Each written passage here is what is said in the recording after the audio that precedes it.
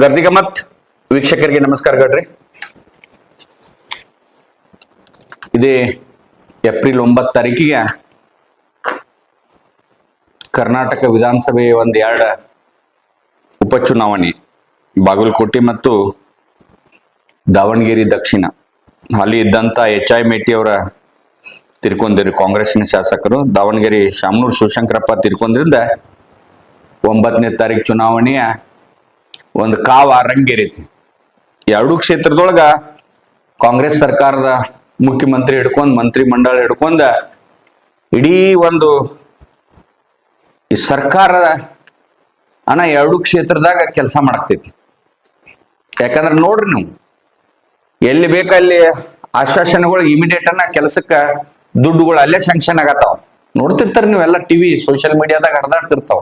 ಎರಡೂ ಕ್ಷೇತ್ರದಾಗ ಈ ಒಂದ್ ಕಡೆ ಈ ದಾವಣಗೆರೆ ದಕ್ಷಿಣದಾಗ ಅಲ್ಲಿ ಶಾಮನೂರು ಶಿವಶಂಕರಪ್ಪ ಆ ಕಾಂಗ್ರೆಸ್ನಾಗ ಡಿಲಿಮಿಟೇಷನ್ ಆದ್ಮೇಲೆ ಕಂಟಿನ್ಯೂ ಹೆಚ್ಚ ಕಡಿಮೆ ಅವರ ಬಹುಪಾಲ ಅಲ್ಲಿ ಶಾಸಕರಾದವ್ರ, ಒಂದ್ಸಾರಿ ಲೋಕಸಭಾ ಸದಸ್ಯರಾದವ್ರ, ಮಂತ್ರಿ ಆದವ್ರ.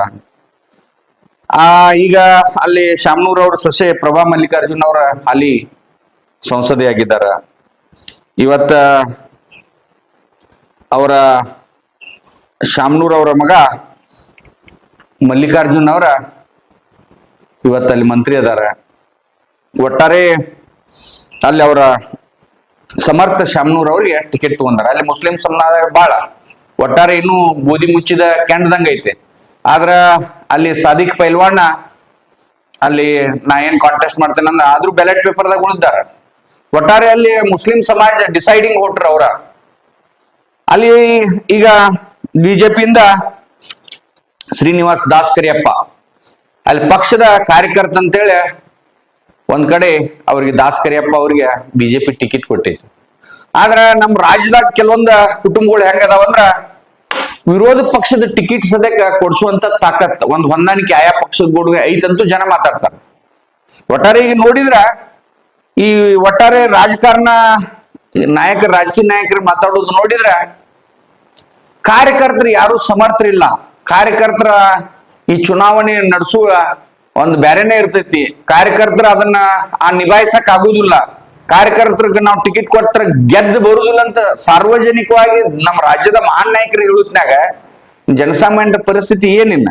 ಒಟ್ಟಾರೆ ಇಲ್ಲಿ ಈ ಸರ್ಕಾರ ಇರೋದ್ರಿಂದ ಇವತ್ತಿನ ಮಠ ಇಲ್ಲಿ ಒಂದಕ್ಕೆ ಮೇಲ್ನೋಟಕ್ಕ ನಮ್ಮ ಸಾಬ್ ಕೊಟ್ಟಂತ ವರದಿ ಪ್ರಕಾರ ಇಲ್ಲಿ ಶಾಮನೂರ್ ಅವರ ಮಗ ಇವತ್ತು ಸಮರ್ಥ ಶಾಮನೂರ್ ಮುಂದದಾನಂತ ಸುದ್ದಿ ಬರತೈತಿ. ಇನ್ನು 7-8 ದಿವಸ ಐತಿ, ಏನೇನಾಗ್ತೈತಿ ನೋಡೋಣ. ಇಲ್ಲಿ ಇವತ್ತ ಅವ್ರ ಮನೆಯವರೆಲ್ಲ ಆತು, ಕಾಂಗ್ರೆಸ್ಸಿನ ನಾಯಕರಾತು. ಒಟ್ಟಾರೆ ಆ ಹುಡುಗ ಮಣಿ ಸಣ್ಣ ಹುಡುಗಿದ್ರು ಮಣಿ ಹೋಗುದು, ಮಾತಾಡುದ್ರಾಗೂ ಶಾಣೆ ಅದಾನ. ಅವ್ರ ತಾಯಿ ಸಂಸದೆ ಅವ್ರು ಕೂಡ ಅವ್ರಿಗೆ ಸಾಥ್ ಕೊಟ್ಟಿದಾರ. ಒಂದು ಕಾಂಗ್ರೆಸ್ ಮಾಡಕ ತೊಡೆ ಮಂದಿ ಮುಸಲ್ಮಾನರ ನಾವು ಹಾಕುದಿಲ್ಲ ಅಂತಾರ, ತೊಡೆ ಮಂದಿ ಮುಸಲ್ಮಾನರ ನಾವು ಅವ್ರ ಗುಡೇನ ಅದ. ಅದೊಂದು ತೊಡೆ ಮಂದಿ ಮುಸಲ್ಮಾನರಂತೂ ಇದನ್ನ ಬಿಜೆಪಿ ಜೆಂಡಾ ಹಾಕೊಂಡ್ ಅಡ್ಡಾಡತ್ತಾರ. ಅದ್ ನೋಡೋಣ. ಆದ್ರ ಒಂದಂತೂ ಸತ್ಯ, ಈ ದಾವಣಗೆರೆ ಚುನಾವಣೆ ಕಾಂಗ್ರೆಸ್ ಪರವಾಗಿ ಆದ್ರ ಬರ್ದಿಟ್ಕೋರ್ಬೇಕಾರೆ ಇವತ್ತನ್ನ ಮುಂದಿನ 2028 ವಿಧಾನಸಭಾ ಚುನಾವಣೆ ಒಳಗ ಅವ್ರ ಮನ್ಯಾಗ ಇನ್ನೊಂದ್ ಸೀಟ್ ದಾವಣಗೆರೆಗೆ ಬಹುತೇಕ SS ಗಣೇಶ್ಗಾಗ್ಲಿ SS ಬಕ್ಕೇಶ್ಗಾಗ್ಲಿ ಯಾವ್ದಾರ ಒಂದು ಕ್ಷೇತ್ರ ಫಿಕ್ಸ್. ಯಾಕಂದ್ರ ಕಾರ್ಯಕರ್ತರಿಗೆ ಅಲ್ಲಿ ಅವಕಾಶ ಇಲ್ಲ. ಅಂದ್ಮ್ಯಾಗ ಮತ್ತು ದುಡ್ಡು ಇದ್ದವ್ರಿಗೆ ಒಂದು ಕುಟುಂಬ ರಾಜಕಾರಣದವ್ರಿಗೆ ಕೊಡ್ಬೇಕಾಗ್ತೈತಿ. ಆದಂಗೆ ದಾವಣಗೆರೆದ ಒಂದ್ 2 ದಿವಸ ಇರ್ತಾವೆ, ವೋಟಿಂಗ್ ಇರೋದು ಮಾಡ್ತೇವೆ. ಆದ್ರೆ ಇವತ್ತಿನ ಪರಿಸ್ಥಿತಿ ಹಂಗೈತಲ್ಲಿ. ಇನ್ನ ಬಾಗಲಕೋಟೆ ಒಳಗ ಈ ಮೇಟಿ ಕುಟುಂಬದ 3-4 ಜನ ಅವರ ಮಗಳ ಬಾಯಕ್ಕನ್ನು ಬಹಳ ಸ್ಪರ್ಧೆ ಹುಟ್ಟಿದ್ರು. ಈಗ ಕೊನೆಗೆ ಎಲ್ಲಾರು ಕೂಡಿ ಮುಖ್ಯಮಂತ್ರಿ ಮಟ್ಟ ಹೋಗಿ ಅವ್ರ ಒಂದ್ ಮಾಡಿ ಉಮೇಶ್ ಮೆಟ್ಟಿ ಅವ್ರಿಗೆ ಅಲ್ಲಿ ಟಿಕೆಟ್ ಕೊಟ್ಟಿದ್ದಾರೆ. ಅಲ್ಲಿ ವೀರಣ್ಣ ಚರಂತಿಮಠ ಅವರು 2-3 ಬಾರಿ ಶಾಸಕರಾದವ್ರು, ಅವರು ಭಾರತೀಯ ಜನತಾ ಪಕ್ಷದಿಂದ. ಇವತ್ತ ಅಲ್ಲಿಯ ಬಿಜೆಪಿ ಕಾರ್ಯಕರ್ತರ ಬಿಜೆಪಿಯನ್ನ ಬರ್ತೈತೆ ಅಂತ ಈಗಾಗಲೇ ಹೇಳ್ಕೊತ ಹೊಂಟಾರ, ಸಂಘಟನೆನೂ ಮಾಡತ್ತಾರ. ಇವತ್ತು ಉಮೇಶ್ ಮೆಟ್ಟಿ ಅವ್ರ ಪರವಾಗಿ ಸತೀಶ್ ಜಾರಕಿಹೊಳಿ ಅವರು ಅಲ್ಲಿ ಇನ್ಚಾರ್ಜ್ ಅದಾರ. ಅದಕ್ಕಿಂತ ಹೆಚ್ಚಂದ್ರ ಅವ್ರ ಮಗ Rahul Jarkiholi youth Congress state general secretary, ಅವ್ರು ಕೂಡ ಖಾಲಿ ಚಕ್ರ ಕಟ್ಕೊಂಡು ಅಡ್ಡಾಡ್ತಾರ. ಒಟ್ಟಾರೆ ಮೇಟಿ ಕುಟುಂಬನ ಆರಿಸಿ ತರ್ಬೇಕಂತ ಪಣ ತೊಟ್ಟಿದ್ದಾರೆ. ಸಾಧ್ಯತೆ ಮೆಟ್ಟಿ ಕುಟುಂಬ ಬರೋದು ಸಾಧ್ಯತೆನೂ ಬಹಳ ಐತಿ. ಯಾಕಂದ್ರೆ ಅನುಕಂಪ ಆತು, ಮೊದಲಿನಿಂದ ಅದು ಫ್ಯಾಮಿಲಿ ಆ ಕ್ಷೇತ್ರದಾಗ ಇದ್ದಿದ್ದ. ಆದ್ರೆ ವೀರಣ್ಣ ಚರಂತಿ ಮಠ್ ಅಟ್ ಈಸಿಯಾಗಿ ಬಿಟ್ಟು ಕೊಡುದಿಲ್ಲ ಅಂತ ಹೇಳ್ತಾರ.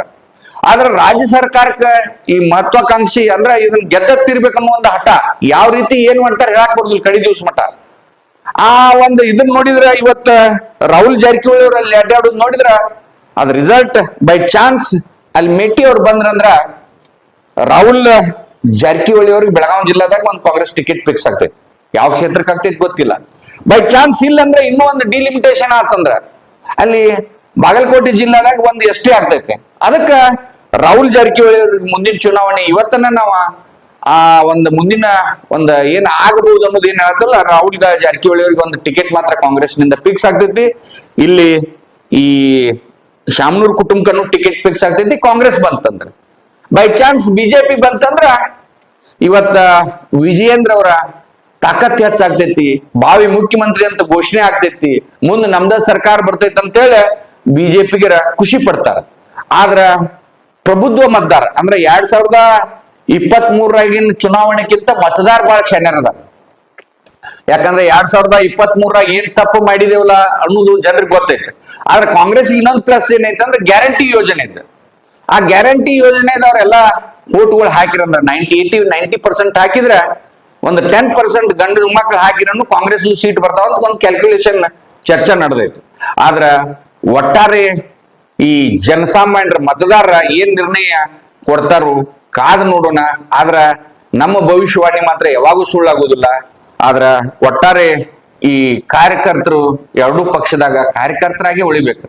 ಯಾಕಂದ್ರ ಚುನಾವಣೆ ಮಾಡೋ ಸಾಮರ್ಥ್ಯ ನಿಮಗಂತೂ ಇಲ್ಲ, ಅಷ್ಟು ದುಡ್ಡು ಇಲ್ಲ. ಜೈ ಅನ್ನೋದಕ್ಕಾಗಿ ನೀವು ಹುಟ್ಟಿ ಬಂದ್ರಿ, ಜೈ ಅನ್ಕೋತ ಹೋಗ್ಬೇಕು. ನಮಸ್ಕಾರ.